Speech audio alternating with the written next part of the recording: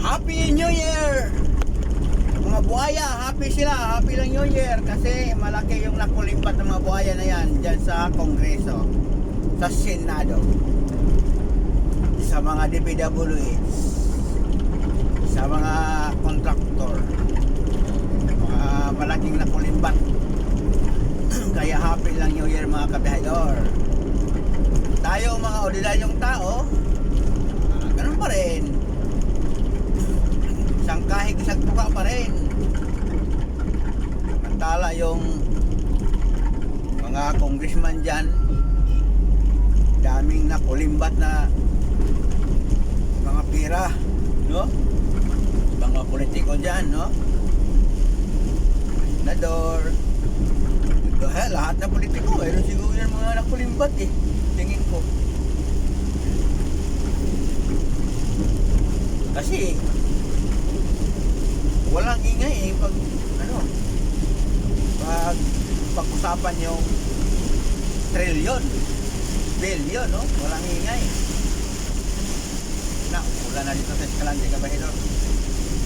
Pero kapag tungkol kay TP Sara, ang ingay ng mga korap na yan, no? Kahit mayroon ng kuha report nga okay na, nagamit ang tama, hala binanatan pa rin. Oo. Hindi nila binanatan yung billion, trillion na nawala. Bakit? Kasi sila rin namang nananakaw. Yan ang sinasabi ng kabahidor. Kung sino yung dada na dada, yung pala ang tunay na mga nakaw. Buti na lang nagkatotoo yung wish ni Cara David, no? Na mamatay daw ang mga korap. So ngayon mayroon na naman siyang buwan, New Year resolution. Ala, kayong mga dyan, mga buhaya, mga korap, ala sige, na isa-isa na kayo sa ni Cara David, tungo. Patay kayo dyan.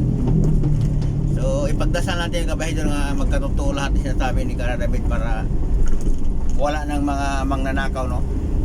Lahat sila ay mawala na sa mundo, diba? So yan lang kabahidor. Medyo hindi magandang panahon dito sa Escalante City. Time check, 3:45. So, napakalayo ko pa sa Bacolod.